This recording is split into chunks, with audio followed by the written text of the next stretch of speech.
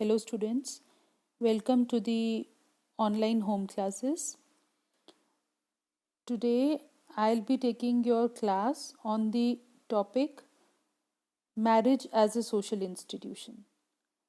जैसे कि आप लोगों ने पहले दो टॉपिक्स regarding social institutions पढ़े हैं, that is what are social institutions. Second one was the family as a social institution.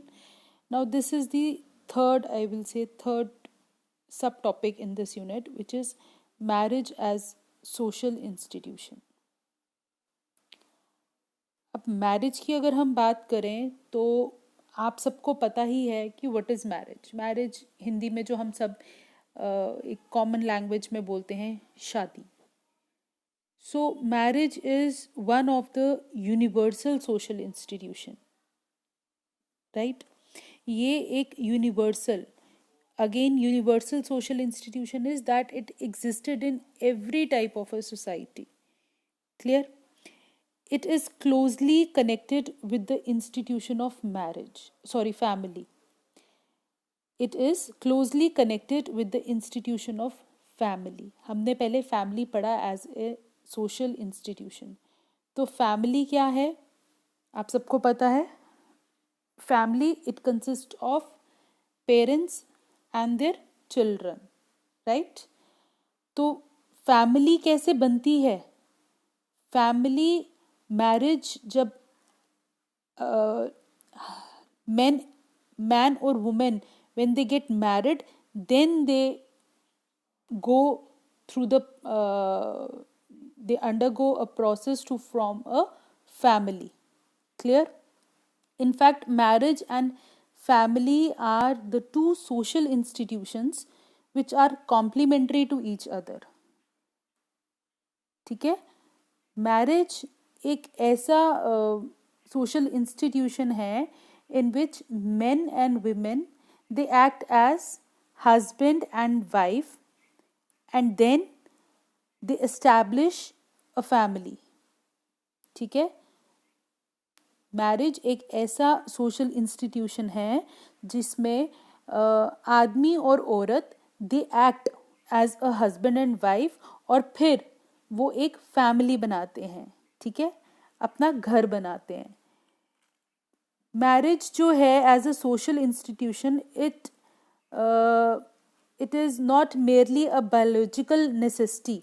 ये हमारी बायोलॉजिकल नेसेसिटी को पूरा करने के लिए नहीं है social institution, but is also a social ideal.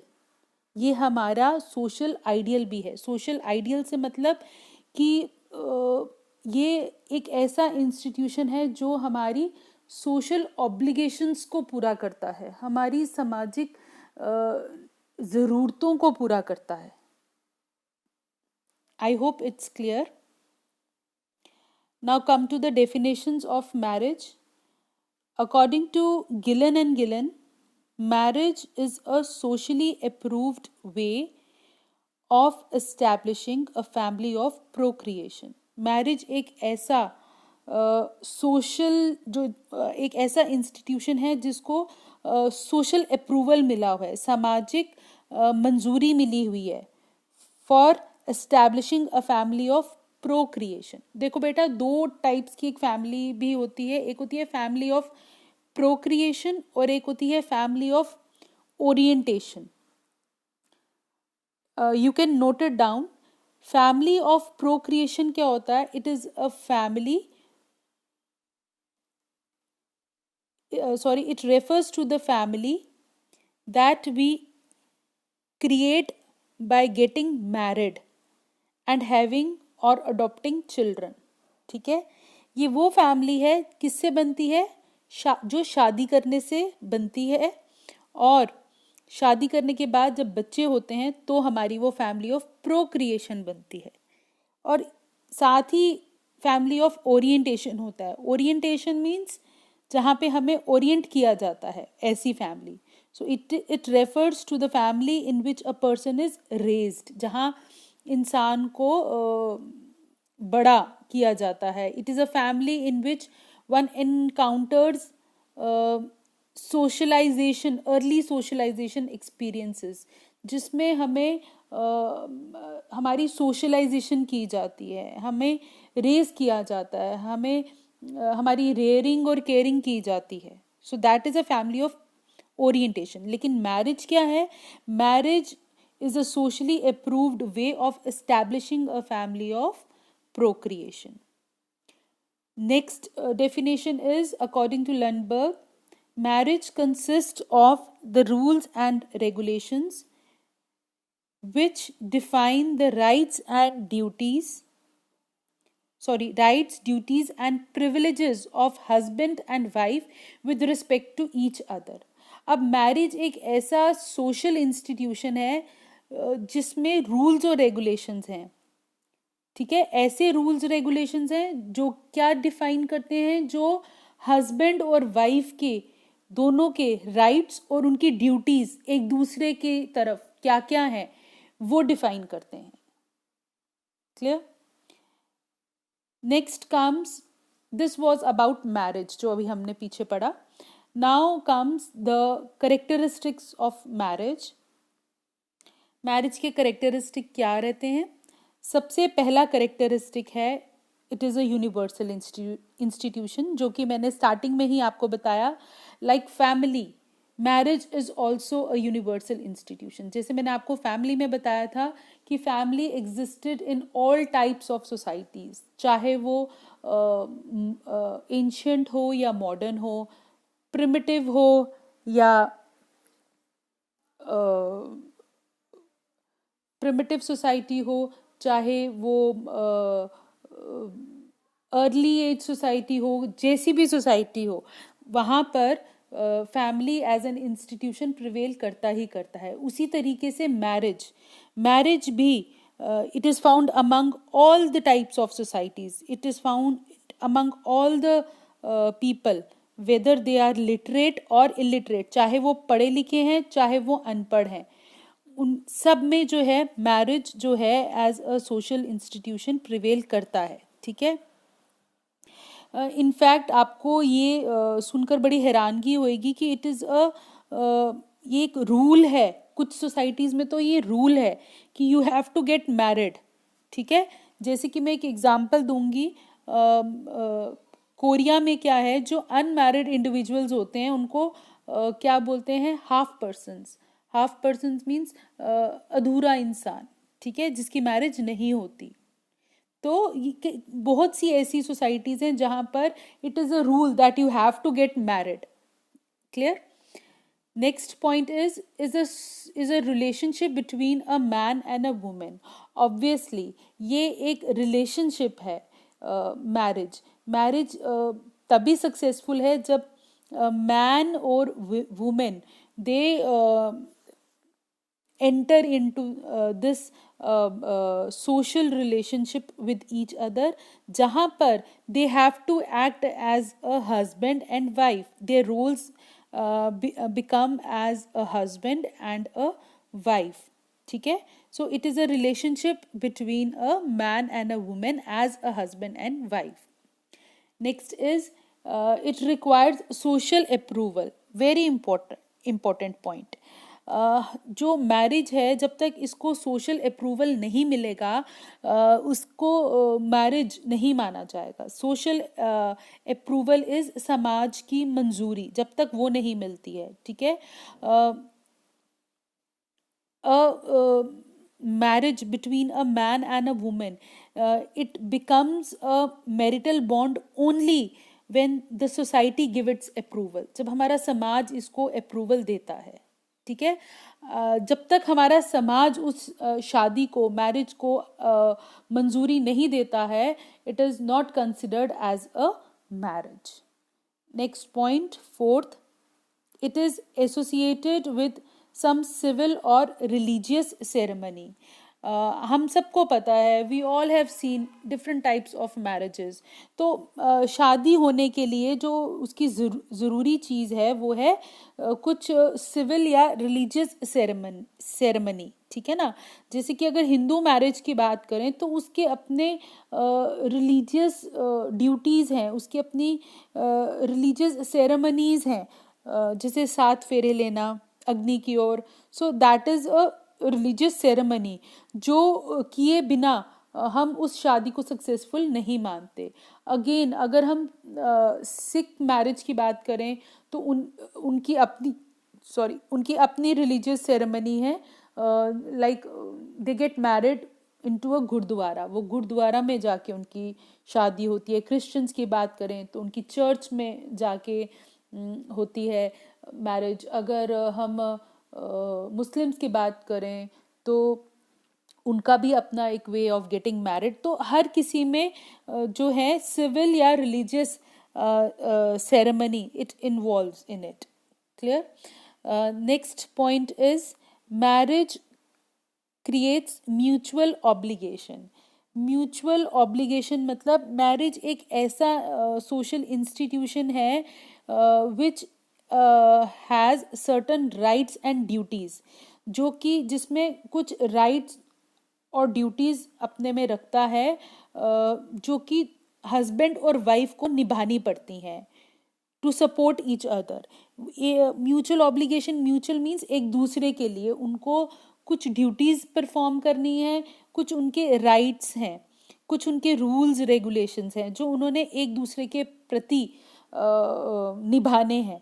तो दैट इज़ म्यूचुअल ऑब्लिगेशन. तो मैरिज में जब तक वो म्यूचुअल ऑब्लिगेशन नहीं होगी it won't be called as a marriage. कि वो मेरा हस्बैंड है, मेरी ड्यूटी बनती है कि मैं उसके लिए ये कुछ काम करूं.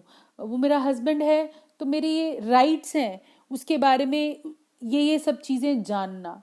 और same is the case with the husband. अगर हस्बैंड है तो उसका भी राइट्स और duties similar with respect to his wife वो रहती हैं. Clear. So marriage creates mutual obligation.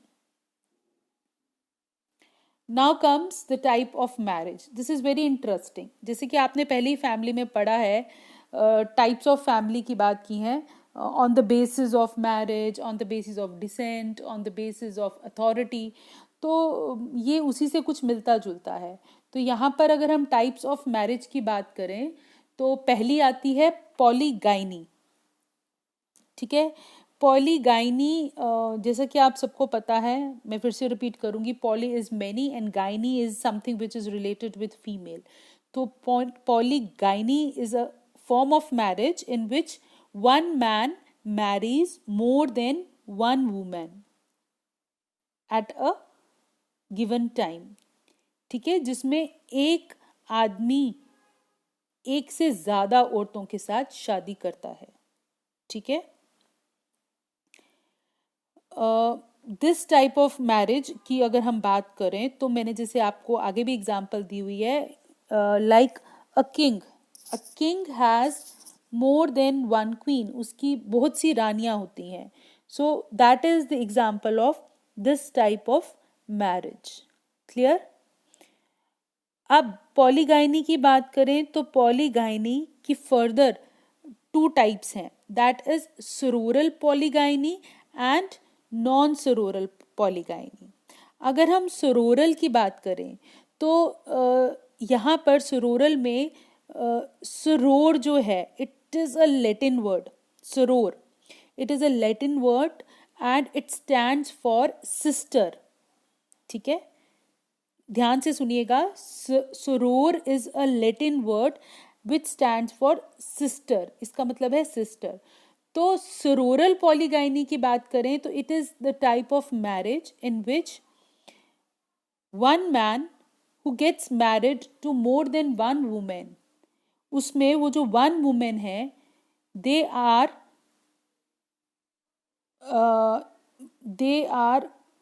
they have relationship among themselves. and वो relationship क्या है?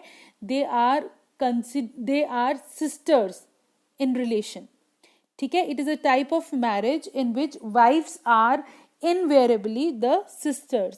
जो मैन है उसकी जितनी भी वाइफ्स हैं वो आपस में क्या है? आपस में वो सिस्टर्स हैं. ठीक है. क्लियर है. So you can also say when several sisters when several sisters are simultaneously the spouses of the same man, the practice is called sororate. ठीक है, उसको हम इस प्रैक्टिस को सोरोरेट बोलते हैं. ठीक है. और ऑन द ऑपोजिट साइड इसकी जो सेकेंड कैटेगरी है पॉलीगाइनी की, that is non sororal polygyny. Non sororal polygyny क्या होता है? It is the type of marriage in which the wifes are not related as sister. जहाँ पर वो जो वाइफ्स हैं उनका आपस में सिस्टर्स वाला रिलेशन नहीं है. तो that is non sororal polygyny.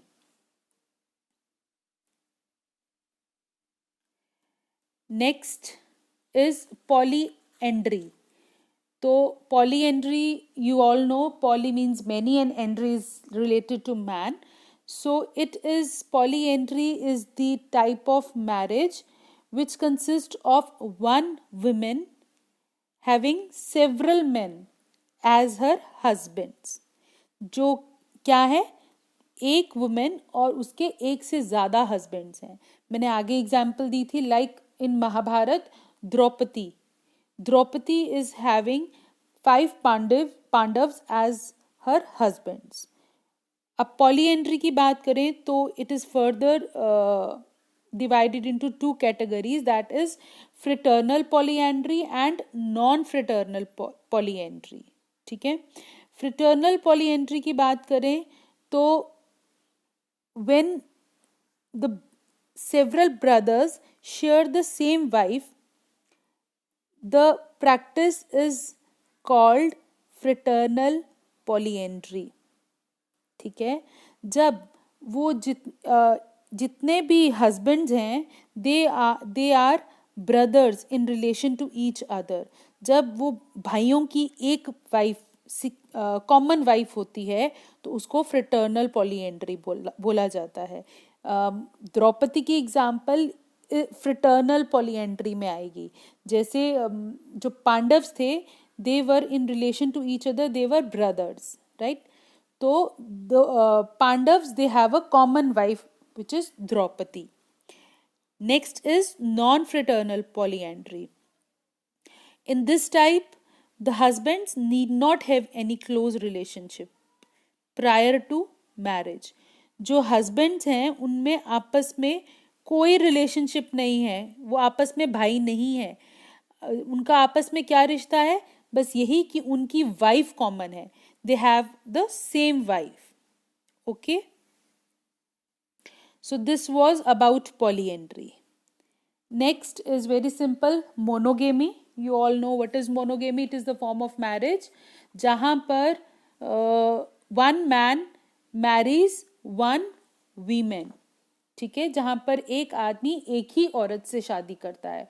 और इसकी एग्जाम्पल हम आज की सोसाइटी की दे सकते हैं. In today society we have this type of marriage which is monogamy. Next is group marriage. Group marriage means the marriage of 2 or more women with 2 or more men. ठीक है. Clear हुआ?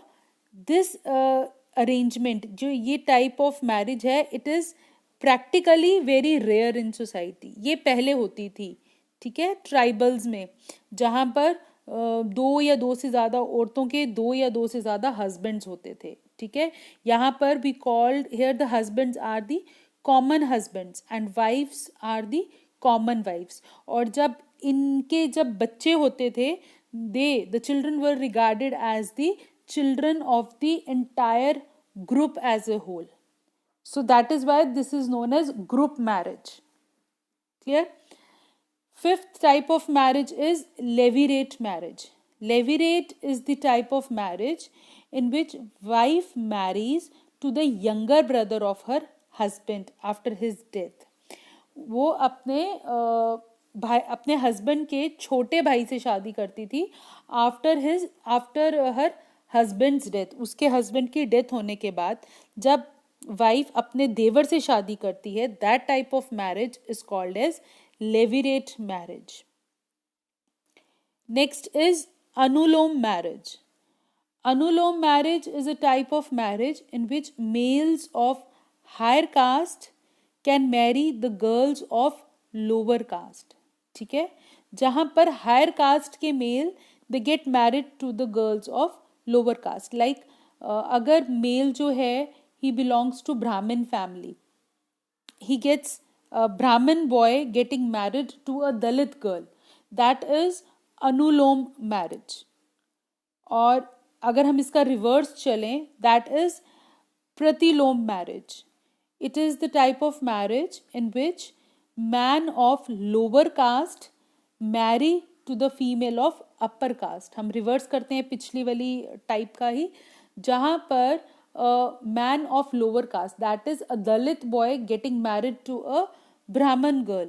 So that type of marriage is known as pratilom marriage. These were the types of marriage. Our next category is rules of marriage. हमारे marriage के rules क्या रहते थे? अब हमारी मैरिज के दो ही मेन रूल्स थे. ठीक है, दो रूल्स क्या थे वो? Endogamy and exogamy. Endogamy is the type of marriage in which the life partners are to be selected within the same group. Endogamy is marriage and endo is within the same. Exo की बात करेंगे तो outside चला जाता है.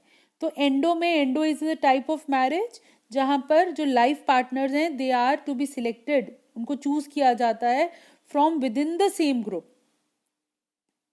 ठीक है, it is the marriage within the same group. And और जो ये ग्रुप है, ये ऐसी मैरिज है जो सेम ग्रुप में की जाती है. अब वो ग्रुप क्या है? आप बोलेंगे वो ग्रुप क्या है? दैट ग्रुप में बी सेम कास्ट और सेम क्लास और सेम रेस और सेम ट्राइब और सेम विलेज. या तो वो सिमिलर कास्ट के होने चाहिए या सिमिलर क्लास, एक जैसी क्लास होनी चाहिए, एक जैसी रेस होनी चाहिए, एक जैसा विलेज, गांव, शायद अपने ही गांव से होना चाहिए. सो दैट इज एंडोगेमी. ठीक है, क्लियर हुआ? लाइक इसकी एग्जाम्पल की अगर मैं बात करूं तो जैसे कि एक ब्राह्मण बॉय है, he has to marry a Brahmin girl only. ठीक है ना, बड़ी बार ऐसा होता है. आजकल इतना रिजिड नहीं रहा ये मैरिज सिस्टम, बट पहले रहता था कि you belong to a Brahmin family so you have to marry a Brahmin girl.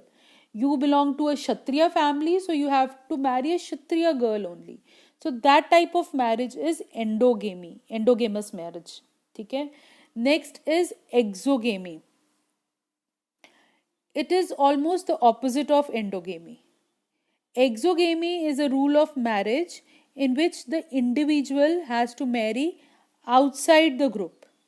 ठीक है, यहाँ पर क्या है, जो इंडिविजुअल है उसको अपने ग्रुप से बाहर शादी करनी है. ठीक है, it prohibits marriage within the same group. ये अपने ही ग्रुप में शादी करने से मनाही रखते हैं. ठीक है. The rule of exogamy insisted that the so-called blood relatives shall neither have marital connection nor sexual contact among themselves. अब अगर exogamous marriage की बात करें तो ये वो वाली मैरिजेस होती हैं जैसे कि हम हिंदू मैरिजेस में बोला जाता है कि we can not marry within our same group हुआ within our blood relation. जैसे मासी के बच्चे आपस में शादी नहीं कर सकते, ताए चाचा के बच्चे आपस में शादी नहीं कर सकते, बुआ मामा के बच्चे आपस में शादी नहीं कर सकते. That is considered as a blood relationships. ठीक है. So that is an exogamous जो अपने इस से बाहर शादी करे. जैसे हम गोत्र की बात करते हैं कि अपने ही गोत्र में शादी नहीं करनी, हमने अपने गोत्र से बाहर शादी करनी है. ठीक है. जो शादी है वो जो अगर लड़का किसी एक पर्टिकुलर गोत्र का है तो जो लड़की है वो दूसरे गोत्र की होनी चाहिए. ठीक है. ये हिंदू मैरिज स्पेशली मैं बात कर रही हूँ. I hope it is clear rules of marriage, जिसमें है मैंने एंडोगेमी और एक्सोगेमी की बात की है. Clear. Next is changes in the marriage system. This is very important topic in this marriage में कि अब जो है मैरिज सिस्टम में क्या क्या चेंजेस हैं. तो जो वेरियस चेंजेस हैं हमारे मैरिज सिस्टम में वो फिलहाल मैंने ये मेंशन करने की कोशिश की है, जिसमें पहला है change in the form of marriage. जैसे कि आपने पीछे पढ़ा different forms of marriage, different types of marriage, monogamous, polyandry, polygyny. तो जो चेंज है अब वो आ चुका है. पहले क्या रहता था, पहले पॉलीगेमी रहता था कि पॉलीएंड्री या पॉलीगाइनी है ना, एक वाइफ के एक से ज़्यादा हस्बैंड्स और या एक हस्बैंड उसकी एक से ज़्यादा वाइफ, उस टाइप की मैरिजेस प्रिवेल करती थी. But now change has come into this और अब क्या है, मोनोगेमी. तो अब मोनोगेमस मैरिज सिस्टम प्रिवेल करता है. Second is change in the process of mate selection, कि हमने अपना लाइफ पार्टनर कैसे सिलेक्ट करना है, अब उसमें भी चेंज आ गया हुआ है. पहले हमारे घर के बड़े जो रहते थे वही सिलेक्ट कर लेते थे, ठीक है, हमारे लाइफ पार्टनर को. लेकिन अब जो है मेट सिलेक्शन में भी चेंज आ गया हुआ है. जैसे कि इसमें 3 कैटेगरीज में मेंशन करूंगी. Change in field of selection. Field of selection जैसे फील्ड ऑफ सिलेक्शन की मैंने अभी आपसे बात की कि एंडोगेमी होनी चाहिए या एक्सोगेमी. अब ऐसा कुछ भी नहीं है. हम चाहे अपने ही ग्रुप से करें चाहे बाहर के ग्रुप से करें, ये चेंजेस आ चुके हैं, है ना. हम नहीं देखते कि क्या वो हमारी कास्ट को बिलोंग करता है कि नहीं. अब इंटरकास्ट मैरिजेस हो रही हैं और क्रॉस कज़न मैरिजेस भी हो रही हैं. अगर हम देखें दो उनके नंबर्स इतने ज़्यादा नहीं है, but still they are happening in our society. So जो फील्ड ऑफ सिलेक्शन है that has got changed. Second जो मैं पॉइंट डिस्कस कर रही हूँ, प्रोसेस ऑफ मेट सिलेक्शन, इसमें ही अब जो है पार्टी टू सिलेक्शन की बात कर रही हूँ, वो भी चेंज हो गया है.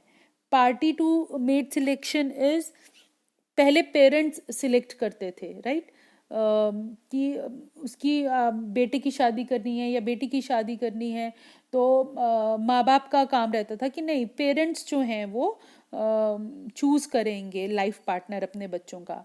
बट नाउ जो पार्टी है for selecting the mate has got changed. अब बच्चे खुद भी अपनी चॉइस की शादियां कर रहे हैं. वो खुद जाके अपने पेरेंट्स को बताते हैं कि this can be a right choice for marriage, तो हमने इससे शादी करनी है. सो दैट इज जिसको हम बोलेंगे लव मैरिज. तो that is party to selection. Third category इसमें आती है criteria of selection. Criteria of selection की बात करें तो पहले क्राइटेरिया हमारा क्या रहता था, जब शादी होने लगती थी तो क्राइटेरिया रहता था कि हमारी सेम कास्ट का है कि नहीं, लड़का कितना कमा लेता है.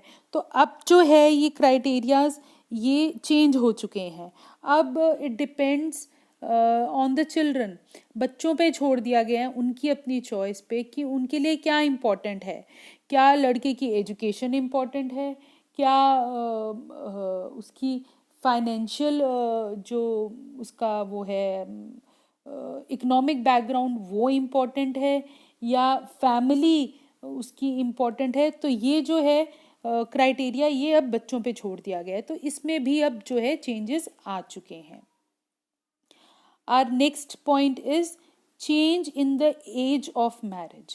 पहले जो मैरिज करी जाती थी बच्चों की, it was in the age group of 11, 12, 13. हम अपने घरों में अपने अपने अगर ग्रैंड पेरेंट्स को पूछें कि उनकी शादी किस एज में हुई थी, तो मैक्सिमम यही जो एक रहता है कि बिफोर 16 ईयर्स जो ग्रैंड मदर्स हैं दे यूज टू गेट मैरिड.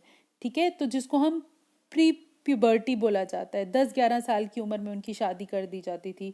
तो अब जो ये एज ऑफ मैरिज है इसमें भी चेंजेस आ चुके हैं. Now it is considered as a crime.